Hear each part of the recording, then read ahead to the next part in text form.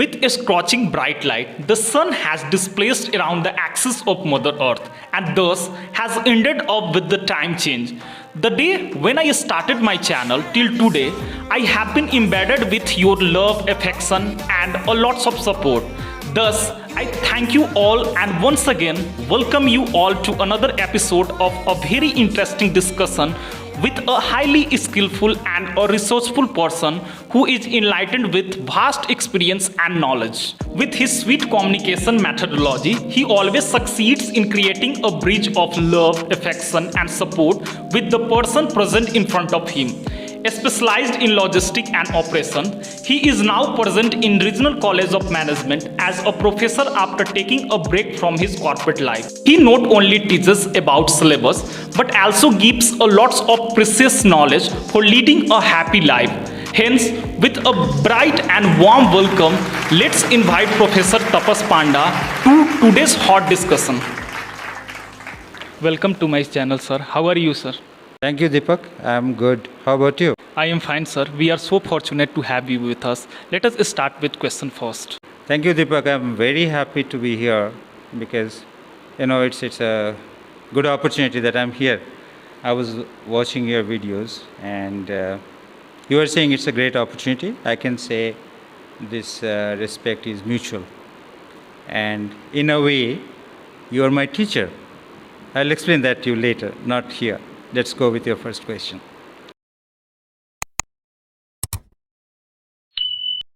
You are so fine-tuned in this English language and the way you speak is so smooth. How did you develop this skill? Deepak, I think what you said is a compliment and thank you for that. What I feel, it's nothing difficult to achieve and it comes out of mostly from your experience. Yeah, of course, you should have few basic things. I will not say you do this, you do that, you read English newspaper. See, those are the methods we accept. But primarily, probably, we have to go through a little bit of introspection, why it happens, how we can have it. So, let me put it point-wise. What I feel is, point number one, you should have the desire, you should have a determination that you will learn this language. Okay, there is a saying that, necessity is the mother of invention, but I tweak that a little bit, for my own purpose. What I feel is necessity is probably the mother of all learning. So that necessity, it's a very realistic, pragmatic term, but I need you to note that necessity should come from here, heart. It's not about your mind, right?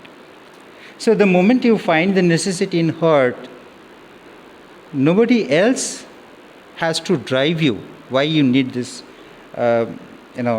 language fluency or why you need to communicate in a better way. That is my point number one. Probably that is where I started.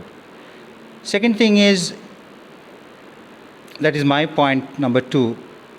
You create an environment around you where you live all the time. You know how it is. I keep on quoting that particular very famous dialogue of Mr. Bachchan that I can speak English, I can dream English. So in film it sounds very funny, but I think there is something we can take from it. You really have to create one ambience around you, one environment around you, and start living in that environment. How it happens, not necessarily all the time you have other people there. Even in your personal space, you start thinking in that language. You start literally dreaming in that language. And one final point what I can make is stop thinking in your own language and then go for translation. It never works. It never ever works, I can guarantee you. So this would be my point number two. And probably the another aspect what from my personal experience, when I was a kid, I was very fond of aeroplanes. And in my time, not many came to my way. Of course, I never had any experience of any flying in airplane. So I used to see when those planes, they were flying on a very high altitude with their tail of smoke, So that my passion for travel probably, came from there. And personally, I traveled a lot in many destinations here and abroad. What I do is, when you'll be traveling, you will be knowing international travel is a big pain. I don't enjoy it. First of all, I don't like flying because it's very boring. Even domestic, you can get out of the boredom within maybe 2.5 hours. But in international, when you are flying for 8.5 hours, for me it's just a big pain because I cannot sleep in flight. So what I do, I immediately engage myself in conversation with cabin crews. You know how it helps you. These cabin crews, they come from different places, different culture. They have different way of saying the same English language. And the fluency, what you mentioned at the beginning, and the way of communication, I can tell you, communicating better, it does not come from your fluency. Communicating better, it comes from how you interact with the party on the other side. Whether you know the nuances of the language, right? When I'm talking to a person who is originating from France, the way they use the language, it's different from a person who belongs to, let's say, Saudi Arabia, but speaking in English. They have different connotation of different things. So I will slightly try to separate these two issues. Communication and English fluency, these two go together, but not the same thing, right? So probably I will pick these 3 points. I'm not here to lecture you. I don't want to sit on a high pedestal and lecture you how you can develop your communication or English fluency. What I can share is my experience, my way of learning. And trust me, I learn from almost everybody. Because in my heart, I'm always a student, right? So any given opportunity I get, always I use that to enhance my learning, be it communication, be it English language, be it something else. So if you really praise me, I will just give you that advice, or you may say request. Try to be open, learn always from every situation you can get. Now moving towards the next question, do you ever get stuck while public speaking? Yeah, Deepak, not really. I don't remember that I got stuck while talking to public. But yes, before I proceed, I should give you one example. It happened recently in one of my class, and it was quite surprising to me because it never happened earlier. But I can assure you that was not because of my preparation or my handling the class. What actually happened is there was a power cut, and suddenly I lost all my tools to conduct the class, and probably I was internally a little bit furious. So the moment I was angry, I got stuck, right? So when you were talking about public speaking, we need to be very aware about the situation and the audience whom we are interacting with. And honestly, I don't get stuck. Sir, you are into photography and traveling, right? How do you feel about it? Yeah, Deepak, you're right. If you see my LinkedIn profile, I have mentioned I'm passionate about 3 T's. 1 T is traveling, second T is teaching, and third is, of course, our very own T. So yes, photography and travel, it's quite, both are quite very close to my heart, and I consider myself kind of fortunate that at certain point of my career, I successfully could mix my passion and profession. Probably that is one ideal state a person can expect, when you can handle your passion and turn into a profession. And I enjoy. If you tell me, sir, from tomorrow onwards you cannot travel, I won't accept it at any cost, because without travel I cannot survive. It constricts me in something. And when I travel, I learn a lot. So I cannot live without travel or photography. Yes, both. Now, sir, moving towards the third question, suggest some of the ways that can help the students or a people to remove hesitation during the time of public speaking. Yes, Deepak, you were right. Many occasions I have seen people are, not performing well on stage the way they should be. But that hesitation comes from where? That's the primary question. And when you are trying to address the issue, we need to understand the cause behind that. And I can tell you, most of the cases it happens out of fear. That is one. Maybe I will indicate one or two more, but let's first address this fear factor. If I say fear, many people will not agree with me because they do not realize the fear, what fear it is. What I understand is there are two or three fears, that types of fear that play in our mind when we speak to any public gathering. Number one, fear of failure. That is the first and primary one. We don't know whether our session or whatever we're going to do, whether it will be successful or not. Second fear is I am assuming that this public speaking is happening in English and not any regional language. So when I think about English in this country, since childhood we have grown up in kind of atmosphere. We are told unless you speak good English, you are of no worth. So that is another fear that is directly related to the communication we are discussing or the fluency part we are discussing here. And third thing is that is very much psychological. We always struggle with the perception of other people. What people are going to think about me if I do something wrong on the stage, right? So bottom line is mainly we struggle with this fear.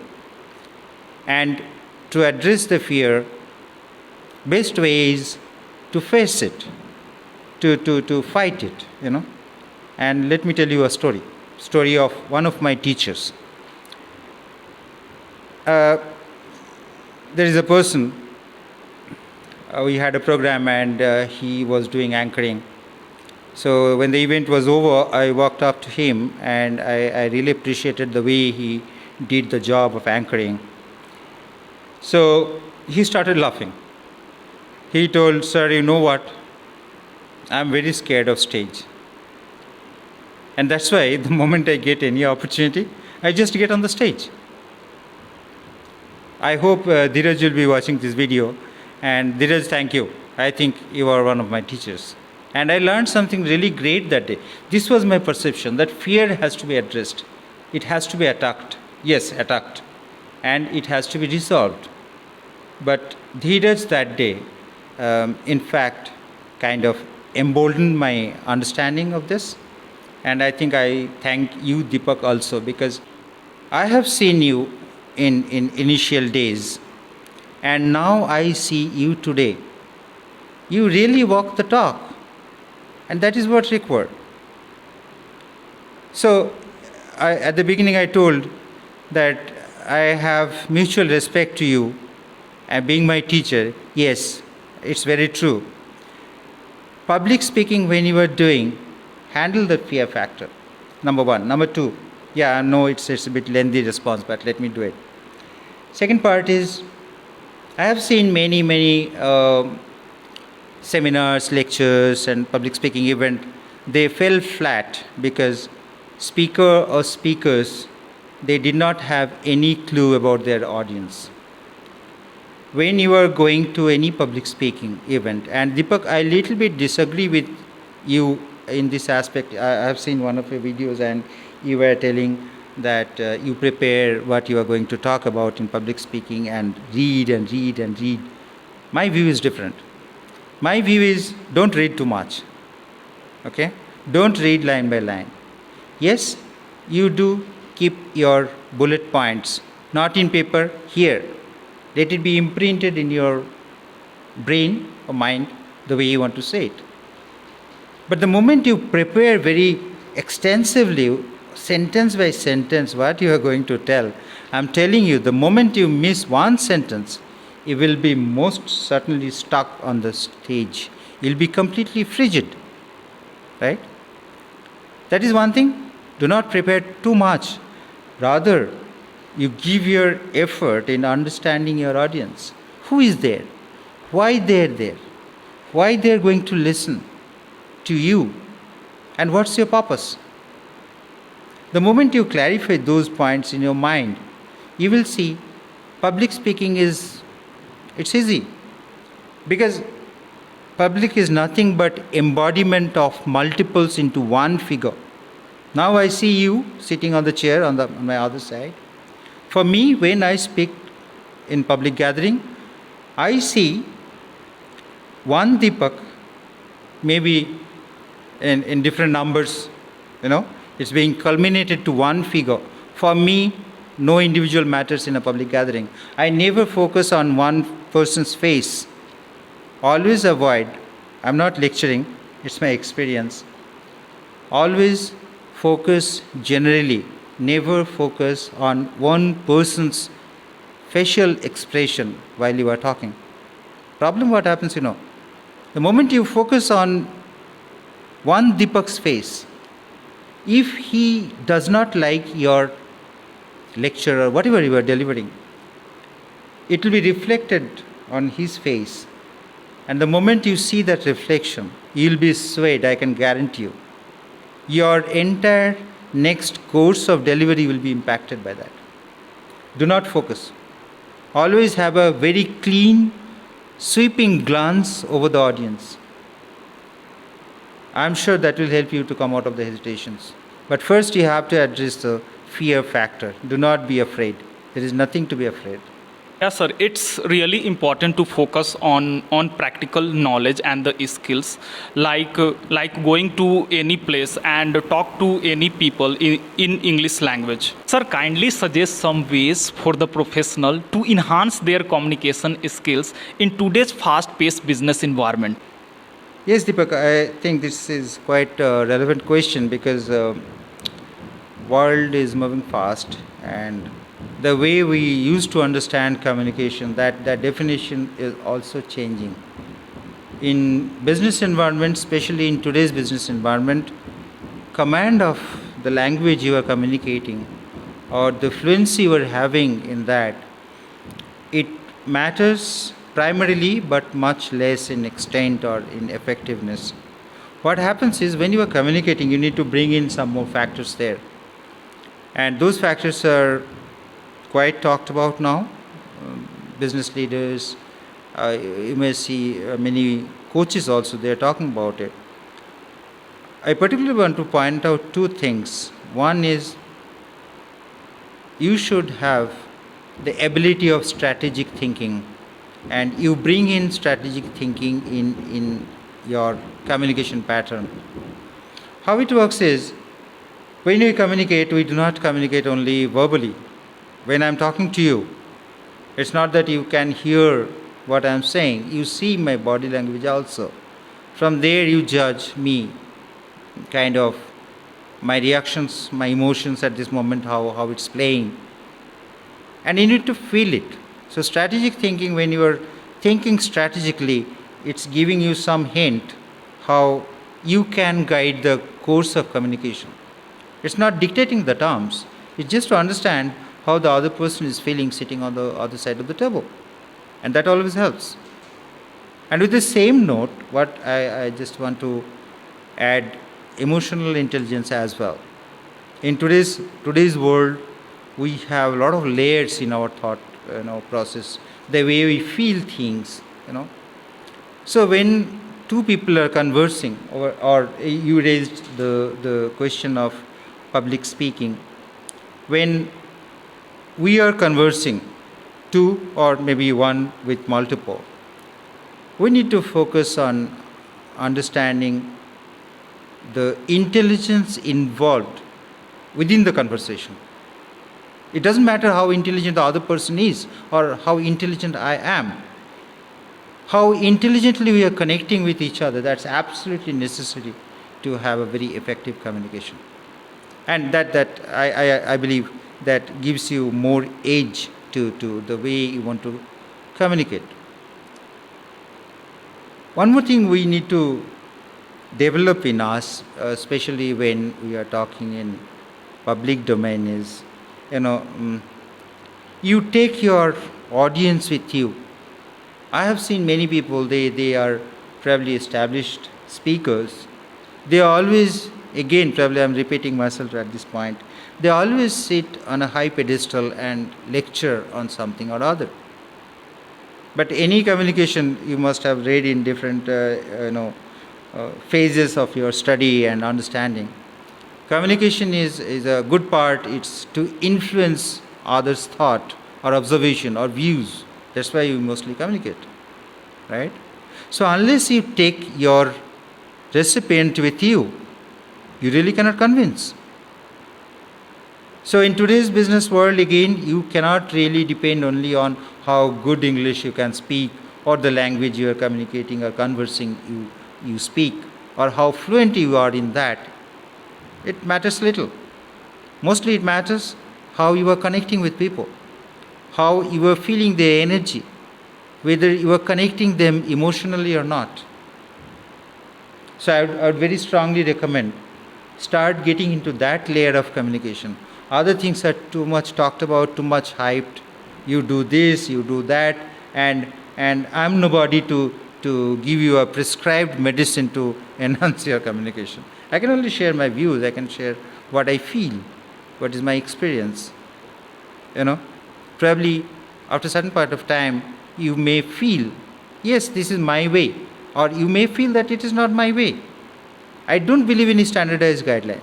It cannot be. All of us, we are unique in our own way. Something that works for me to enhance my communication or my public speaking skill, it may not be effective for you. So I cannot generalize. Right? Thank you for asking the question. Sir, you are having a big and important role for the placement happening over here. Can you share some of the attractive placement or high paying job so that our audience get motivated to join this institution? Okay, so your question on placement. Yeah, I see a little bit difficulty in connecting with your previous questions of communication, but yes, this is also part of communication regarding placement. So placement, how it's happening is in this campus we are having a wide range of companies. They are offering different kind of job roles in different functions and also different packages. So what happens is we keep the bucket package wise very wide. It starts close to 5 lakhs and it goes up to 15 lakhs. And we have a fantastic outlier this year. One of our students, she got a job of 44 lakhs. But I don't take it as a common occurrence in this campus. And many people, they question me why bucket is so big, 5 to 15. I explain to them in a very simple way. I tell them the way all my fingers are not same size. All my students are not of same eligibility. So if I shut the door for those companies who are not offering more than 8 lakhs or 8 lakhs, what will happen? Those students who belong to, let's say, quote unquote, weaker segment, they will lose the opportunity. But I can guarantee you, the moment they get a job, be it 5 lakhs or whatever, the confidence they gain from it, that push them through the ladder of career growth. So that is, that much I can tell at this point of time about placement, the way we are having in this campus. Sir, what according to you is correct? Confidence leads to good communication, or good communication skills boost the confidence level in an individual? So Deepak, you caught me off guard in this question. It's interesting, but it's tricky. But let me remind you, I will put this kind of question in your question paper. Because there is no straightway answer to this. Let me ask you, when you view something, do you understand which eye is having more critical role or better role than others? You don't, right? So similarly here, communication and the confidence, these two are in a very symbiotic relationship, in a relationship where they contribute to each other. I cannot say that, okay, you are good in communication, no need of confidence. I cannot say that. I cannot also say, okay, you have the best of confidence of this world, you don't need communication. I cannot say that. You need both. They are supplementary to each other. The moment you can communicate in a better way, you will see there is emergence of confidence in you, inside you, and that will take you through. As I said, there is no straight way to answer this. What I feel is you really do not have to struggle much the moment you have either of these two. You have communication skill, good one, confidence will come to you naturally. You do not even have to try much. The moment you have confidence, you will be peaking the communication part of it, whatever you need, with much more ease. Again, you do not have to struggle much. Don't try to split these two. They are very closely related, and both of them will come to you once you focus on either of them. It will come to you, nothing to worry. Thank you so much, sir, to come to my channel. You are giving such a valuable information that can help the students to learn how to make their career in the corporate world. Thank you, Deepak, for getting me here. Most of the time I feel of sharing something, not always that I get a platform. So I wish you all the best in this venture, what you are doing. And I'll be very interested to know what's there in your plan to take it to the next level. And I'll look forward to that. Thank you so much.